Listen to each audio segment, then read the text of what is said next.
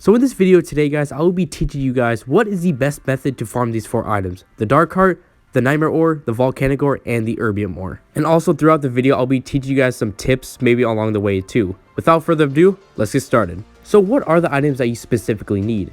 Well, for defense wise, I would recommend at least 150 plus defense, because enemies will crit you really hard and it's going to be a lot harder if you do not.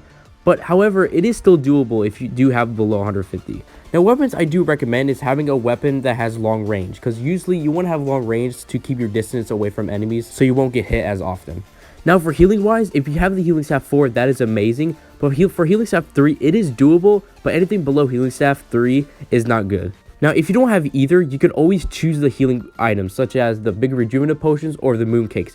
But just keep in mind that you will burn through them a lot just because of how much you'll use. And for pets, I highly recommend using the Fofo or Bunny pet, because those are 2 of the best pets in the entire game.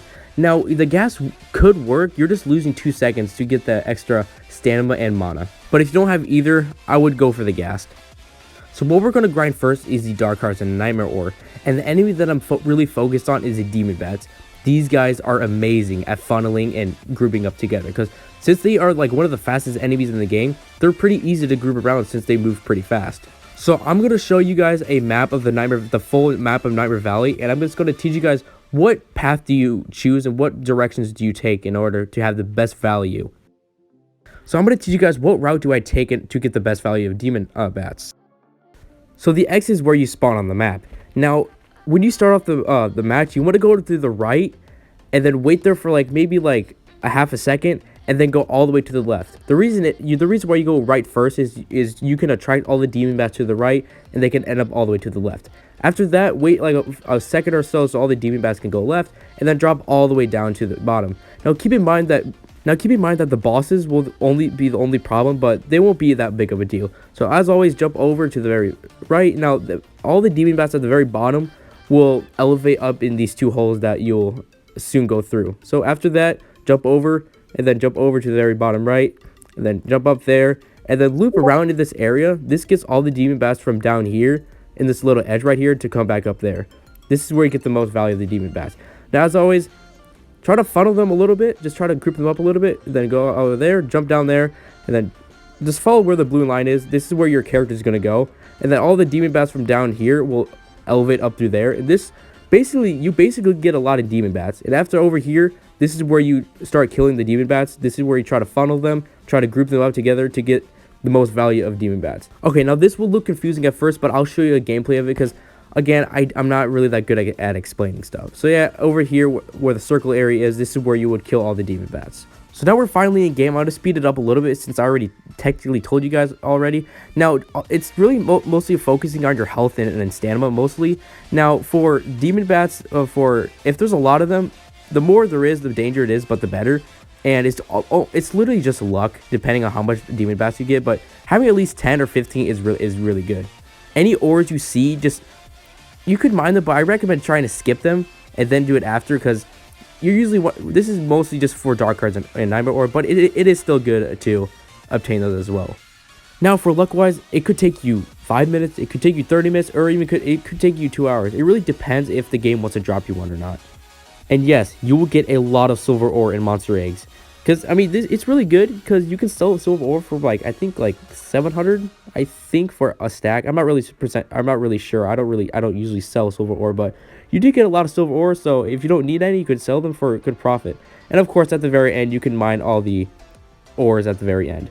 And luckily, I got a Volcanicore while mining. So now we're going to focus on Volcanicore and erbium ore. I'm going to try to keep it as plain as simple. Now, I'm going to speed up by a little bit since the path is pretty simple. Follow the blue line. You want to go, just follow the path what I do right now. Now, I forgot to say this at the beginning. The light red is the lava, so that's all I'm going to say that to you. Now, at the very bottom is the most dangerous part. I even said it in text too. Enemies could easily shoot you up in the air and you'll easily get one shot. If you ever see an ore, make sure there's maybe 3 or 4 enemies there, then mine it. If there's not, just try to go on, because you'll most likely die if you try to mine it. For bosses, just keep going left, because 95% of the time they will jump right over you. And as always, just keep following the path. Now, if you ever see an erbium ore, try to if there's enemies nearby, just try to keep moving left and right to take the least amount of damage. I'll show you like an example when I when I'm in. Now, and that's basically it. After that, just restart the game. However, I didn't talk about the top left side. The only reason is erbium or Volcanicore cannot spawn there. That's why I didn't have to bother with that. I already told you the pathway, so I don't have to worry about telling you guys again. So I'm going to speed it up by ×2. And also, that one enemy you have to keep in mind of is the demon bat. These enemies will annoy you a lot, and you mostly want to kill them before, especially at the bottom. You mostly want to kill all these before you actually mine an ore. As you can see right now, I couldn't really do anything, so I'm going to wait and go up and then attack all the demon bats that I can find so far and kill them. Because if you kill mostly all the demon bats, your chance of survival will be way higher.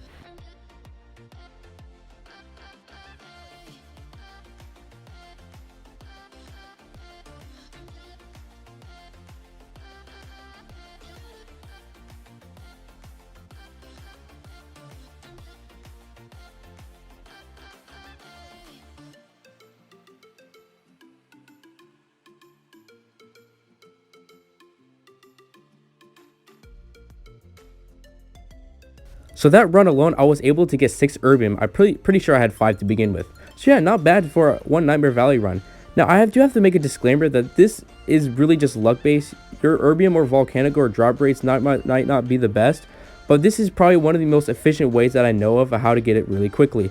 However, this takes a lot of practice. Okay, as you can see right now, I just got killed by the Nightmare boss immediately. I didn't really know. So it's really just luck based, a kind of luck based if you're going to survive or not. But honestly, you have unlimited tries. Now make sure, I always forget to say stuff like this.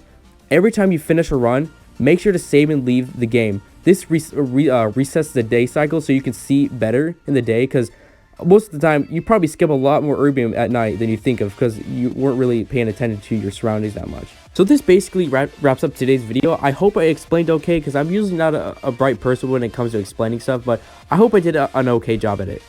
As always, guys, I hope you guys have a fantastic rest of your day, and I'll see you guys in the next video. Bye.